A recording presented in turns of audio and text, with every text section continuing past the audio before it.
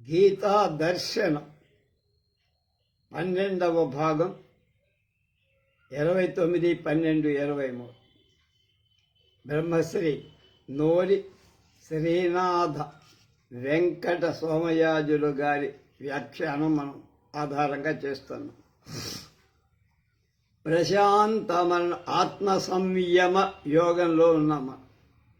6వది ప్రశాంత మనసం హ్యేనం యోగినం సుఖముత్తమం ఉపైతి శాంతరజసం బ్రహ్మభూతమకల్మషం. మనస్సు చక్కగా శాంతించితే, మనసు ఆత్మలో లీనమైతే, అది శాంతించడం ఎప్పుడు ఆత్మలో లీనమై మోహ క్లేశాది దోషాలన్నీ వెళ్ళిపోతాయి.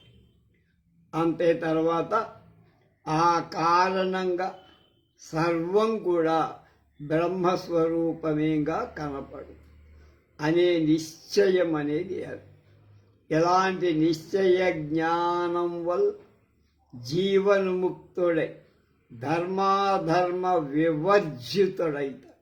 వాడికి అప్పుడు ధర్మం లేదు, అధర్మం లేదు. అప్పుడు ఆత్మానంద రూపుడై నిరతిశయ సుఖం దానంతటే ఆ యోగికి వెతుక్కుంటూ వచ్చి చేరుతాడు. యుంజన్నేవం తదాత్మానం యోగి విగత కల్మషః సుఖేన బ్రహ్మ సంస్పర్శ్య మత్స్యంతం సుఖమశ్నుతే. పైన చెప్పిన విధంగా తన మనస్సును స్వాధీనంలో ఉంచుకొని యోగానికి విరోధులైన అంతరాయాలు లేనివాడై ఆత్మను అనుసంధానం చేస్తూ బ్రహ్మ తాదాత్మ్యాన్ని పొంది నిరతిశయ సుఖాన్ని పొందుతున్నాడు. యోగ అంతరాయాలు లేక యోగ కల్మషాది 9. ఏమిటవి? అవి 9 యోగ అంతరాయాలు. యోగం చేసేటప్పుడు అంతరాయం కలిగించేవి 9.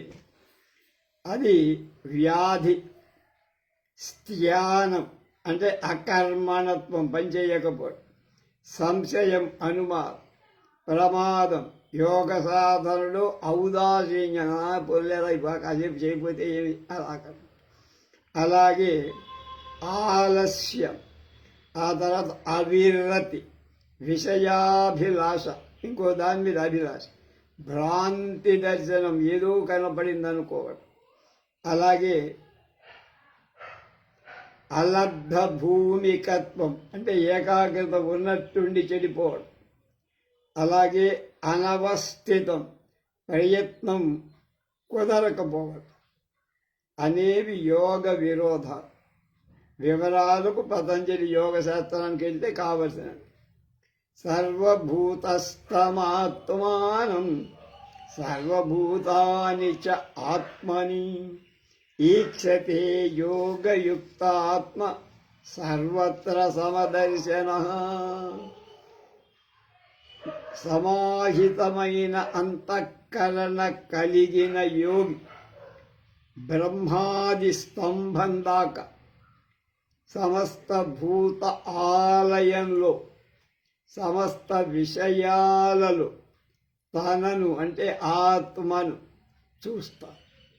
తన యందు అంటే ఆత్మలో సమస్త భూతాలను చూస్తా. అందులో తన్ని చూస్తాడు, తనలో వాటిని చూస్తాడు.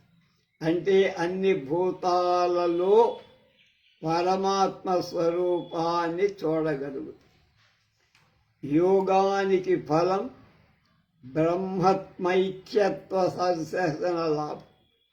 బ్రహ్మత్వం ఏకత్వం అనే చూడటం అది ముఖ్యమైనది. కనుక జీవాత్మ పరమాత్మల భేదం లేదనే జ్ఞానాన్ని పొందటం అన్న ఆత్మానుభూతి అనేవి ఈ శ్లోకంలో ఆత్మైకత్వ దర్శనంగా చెప్పబడి, ఇక ఆత్మైకత్వ దర్శనం వల్ల ఏం సాధిస్తాడు, ఏం వస్తుంది వాడికి అని చెప్తాడు. యో మాం పశ్యతి సర్వత్ర సర్వం చ మయి పశ్యతి తస్యాహం న ప్రణశ్యామి నచ మే న ప్రణశ్యతి. మళ్ళా యో మాం పశ్యతి సర్వత్ర సర్వం చ మయి పశ్యతి తస్యాహం న ప్రణశ్యామి స చ మే న ప్రణశ్యతి. ఈ సమస్త విశ్వానికి ఆత్మస్వరూపుడైన నన్ను, వాసుదేవుడనైన నన్ను సర్వభూతాలలో ఎవడు చూస్తాడు? అలాగే బ్రహ్మాది గడ్డి దాకా సమస్త విశ్వాన్ని సర్వాత్మనైన నాలో చూస్తాడు.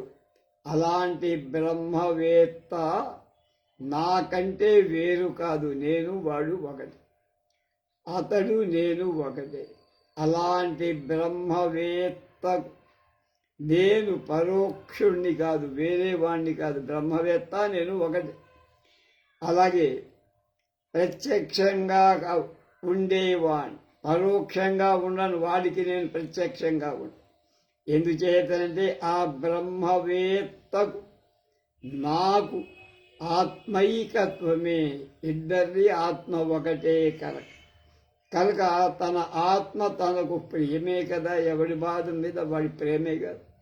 ఈ రెండు శ్లోకాల్లో జీవుడికి ఈశ్వరుడికి భేదం లేదని చెప్పబడి కనుక సర్వం కల్విదం బ్రహ్మ అనే ఉపనిషత్ సత్యాన్ని ఇక్కడ ప్రదర్శితం చేశాడు పరమాత్మ. సర్వభూతస్థితం వ్యోమాం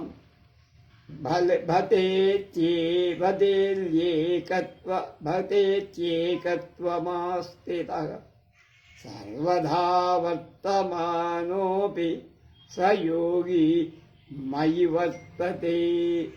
వెనకటి శ్లోక అర్థాన్ని మళ్ళీ చెప్పి అటువంటి సమ్యక్ దర్శన ఫలితాన్ని చెప్తా. ఎవడు నన్ను తనకంటే వేరుగా తలచడు, ఎవడు సర్వప్రాణులలో నన్నే చూస్తాడు, అలాంటి వాడిని యోగి అంటాం కదా. ఆ యోగి ప్రారబ్ధ కర్మ వల్ల ఎన్నెన్ని విధాలుగా ప్రవర్తించిన లోక దృష్టిలో శరీర చేష్టలతో బాలుడుగా, పిచ్చాడుగా, మూఢుడుగా, అవశిష్టుడుగా, అశుచిగా కనపడతాడు. దత్తాత్రేయుడు మనకు తెలిసి అవతారా, ఆయన అలా కనపడేవాడు. చాలా చండాలంగా కనపడి, చాలా విచిత్రంగా ఉండేవాడు. అలా కనపడతాడు. ఎవడు యోగి అనేవాడు అలా. అతడు సమ్యక్ దర్శి కనుక అన్నిటినీ సమాన దృష్టితో చూస్తాడు కనుక శరీర పాతం కాగానే, వాడి శరీరం అయిపోగానే నా స్వరూపంగా నాలోనే ఉంటాడు. విదేహముక్తుడవు, దేహం పోయి ముక్తి పొందుతాడు, బ్రహ్మస్వరూపుడై ఉంటాడు. ఆత్మౌపమ్యేత మేన సర్వత్ర సమం పశ్యతి యోర్జున సుఖం వా యది వా దుఃఖం స యోగి పరమో మతః. అర్జున, ఏ యోగి ఆత్మ సాదృశ్యంతో అంటే సర్వప్రాణులలో సుఖాన్ని కాని దుఃఖాన్ని కాని సమానంగా చూస్తాడు. సుఖమంటే నాకు ఇలా ఇష్టము, ఇతరులకు కూడా అలాగే ఇష్టం.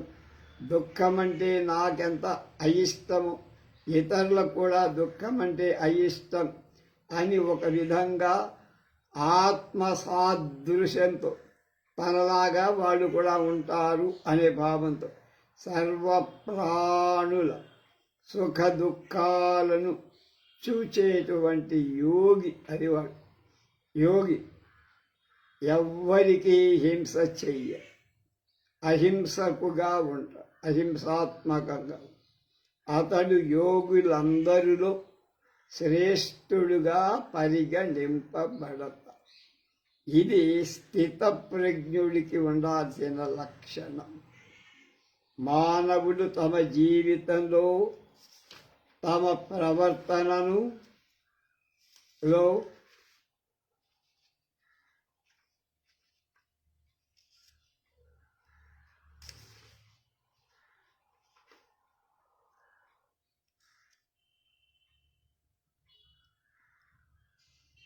ఈ విధంగా తీర్చిదిద్దుకోవటానికి ప్రయత్నించు.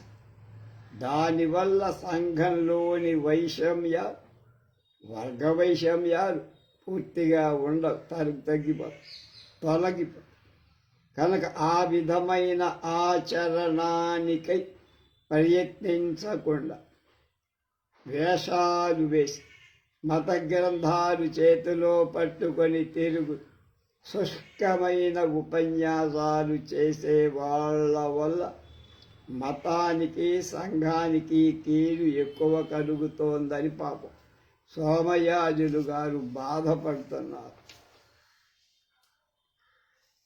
యోయం యోగస్త్వయా ప్రోక్త సామ్యేన మధుసూదన ఏతస్యాహం న పశ్యామి పంచతత్వాత్ స్థితిం స్థిరాం చంచలం హి మనః కృష్ణ ప్రమాధి బలవదృఢం తస్యాహం నిగ్రహం మన్యే వాయో ఇవ సుదుష్కరం. అర్జునుడు అంటున్నాడు ఈ మాట. సామాన్య మానవులమైన మాలాగానే అర్జునుడి కూడా యోగ సాధన విషయంలో అనుమానాలు వచ్చాయి. తాను అసమర్థుడిని అనే భావం ఉంది. నేను చేయగలనా, ఈ యోగం నా వల్ల ఏమవుతున్నాయా, నువ్వు హాంపట్టని ఏదైనా ఇస్తే నాకు తేలిగ్గా అవుతుంది, కానీ నేను ఏడవాలంటే అంతసేపు పెట్టాలి. ఏడవాలి. కృష్ణ, సమ్యక్ దర్శన రూపమైన యోగాన్ని నువ్వు చాలా నేర్పుగా చక్కగా అరటిపండు ఒలిచి చేతుల్లో పెట్టినట్టు నిదర్శన ఉదాహరణతో కూడా చెప్పావు, చాలా గొప్పగా. కానీ నా మనస్సు స్వభావరీత్యా కోతిలాగా చంచలమై, అందుచేత నువ్వు చెప్పిన యోగానికి తగిన స్థిరత్వం నాకు వస్తుందా అని డౌట్ అంటాడు. వెన్నెల కిషోర్ అంటాడే డౌట్ అంటాడు. అలాంటి డౌట్ వచ్చింది నాకు. ఓ కృష్ణ, మనస్సు అనేది చంచలమైంది. అందరూ అనేది వేదాంతం తగ్గించి వేదం తగ్గించి అన్ని. పైగా ఈ మనస్సు అనేది శరీరాన్ని, ఇంద్రియాలను వికారం చెందించి బాధ పెట్టిస్తుంది. ఎవడి చేత అది నిగ్రహింపబడదు. ఎవడు దాన్ని అంకుశం పెట్టి ఆపడానికి కదలకుండా ఎవడి వల్ల అది ఛేదింపబడదు, అంటే ముక్కలు కాదు. అలాంటి బలవత్తరమైన మనస్సును నిగ్రహించడం వాయువును బంధించడం లాగా ఉందయ్యా. నేను ఇవాళ గాలి వీస్తుంది, ఆ గాలి బంధించి దాచుకుంటా అంటే కుదురుతుందా? నీ మాటలకి లొంగుతుందా గాలి? లొంగ. అలాగే మనసు కూడా అలాగే పరిగెత్తుతుందయ్యా పరి విధాల. అప్పుడు అంటున్నాడు కృష్ణుడు, అసంశయం మహాబాహో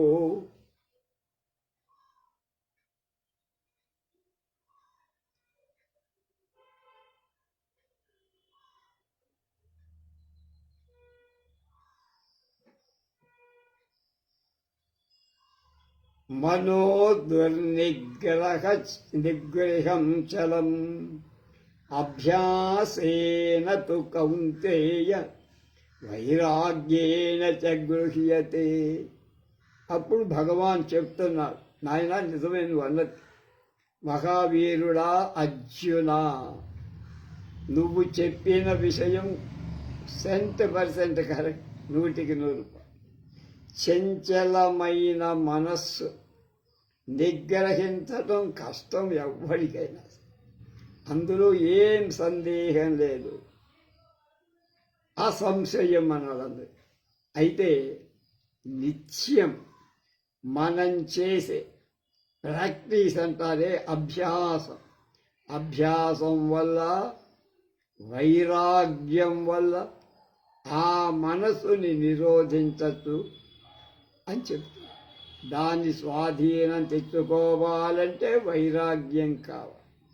మనకు కనిపించేవి కనిపించనివి అయినటువంటి భోగాల వైపుకి మనస్సు లాగుతూ ఉంది, పరిగెత్తిపోతూ ఉంది. అటువంటి మనస్సును మళ్లించాలన్న, తగ్గుబాలయ్య అని ఆపాలన్న, ఆయా భోగాలలో ఉండే దోషాలను ఎప్పుడూ స్మరిస్తూ ఉంటాం.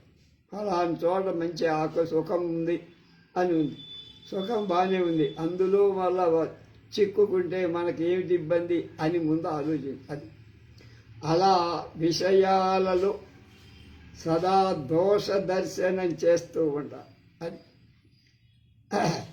అలా చేస్తే ఆ దర్శనం చేయటం వల్ల నీకు తృష్ణ ఉండే కోరిక నశించి, అలా తృష్ణ లేకుండా ఉండటాన్ని వైరాగ్యం అన్నారు. నిగ్రహం అనేది 2 విధాలయ్యా. హఠ నిగ్రహం, క్రమ నిగ్రహం అని. జ్ఞానేంద్రియ కర్మేంద్రియ గోళకాలను బలవంతంగా నిరోధిస్తే దాన్ని హఠ యోగం అంటారు. అది మూఢులు చేసే పని. దీనివల్ల మనోనిగ్రహం మాత్రం లభించదు. హఠ నిగ్రహం మనోగోళకమైన హృదయ కమలాన్ని నిరోధించలేదు. అభ్యాస వైరాగ్యాల ద్వారా మనస్సును నిరోధించటమే క్రమమైన నిగ్రహం. దానివల్ల తేలిక నీకు అది ఏ విధమైన సైడ్ ఎఫెక్ట్స్ అంటే ఎఫెక్ట్స్ ఇవ్వదు. కనుక అభ్యాస వైరాగ్యాభ్యాం తన్నిరోధ అని పతంజలి కూడా యోగంలో చెప్పు. అసంశయాత్మనా యోగో నిష్ప్రాపయితి మే మతి, పశ్చాత్మనాతు యతతా శక్యో వాప్తుముపాయతః. అభ్యాస వైరాగ్యాల ద్వారా అంటే డైలీ ప్రాక్టీస్ ఒకటి, రెండోది వైరాగ్యం, దాని మీద దృష్టి లేకపోవడం.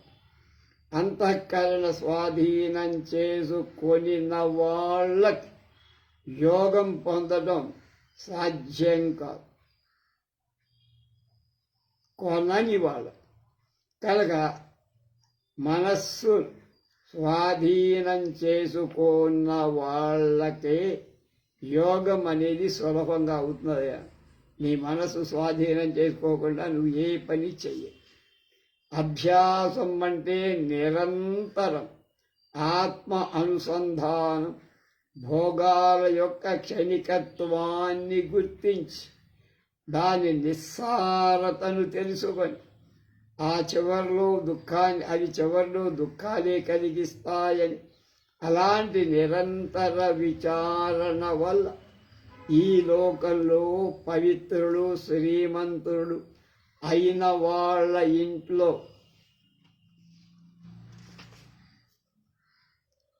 వడత లేదా అలాంటి యోగ భ్రష్టుడు బ్రహ్మ విద్యావేత్తలై బీదవారైన వాళ్ళ ఇంట్లో పుడతారు. ఈ లోకంలో శ్రీమంతుల ఇళ్లలో పుట్టటం కంటే దరిద్రులైనప్పటికీ కులీనులు, ఆచారవంతులు, అయిన బ్రహ్మ విద్యావేత్తలైన వాళ్ళ ఇంట్లో పుట్టటం అనేటువంటిది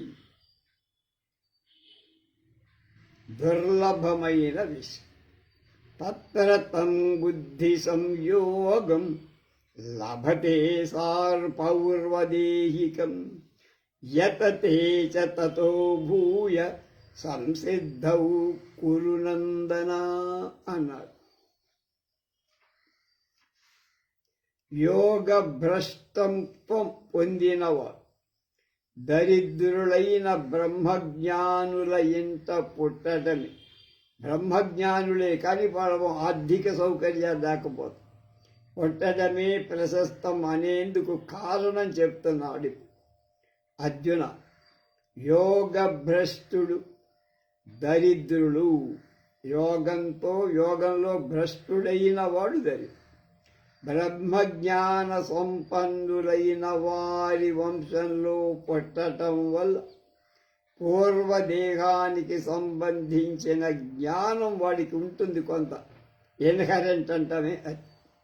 పూర్వజన్మ సంస్కారం వల్ల మోక్ష విషయమైనటువంటి సర్వకర్మ సన్యాసం, గురువు యొక్క పసదన, గురు ఉపదేశం, శ్రవణ మనన నిధిధ్యాసలని సాధనలు లభించటం, ఈ జన్మలో మోక్ష విషయకమై శ్రవణ మొదలైనటువంటి అనుష్ఠానాలకు తేలిగ్గా ప్రయత్నించగలుగుతాడు. ఎందుకని బ్యాక్గ్రౌండ్ కొంత ఉంటుంది.